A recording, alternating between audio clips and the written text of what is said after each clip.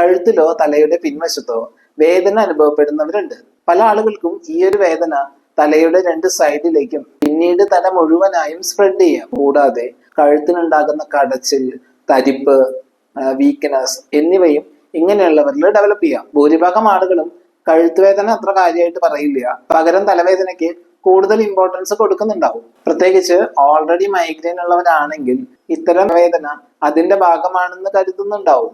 പക്ഷേ ഇതിൽ ഭൂരിഭാഗം ആളുകൾക്കും കഴുത്തിന്റെ പ്രശ്നങ്ങൾ കാണാറുണ്ട്.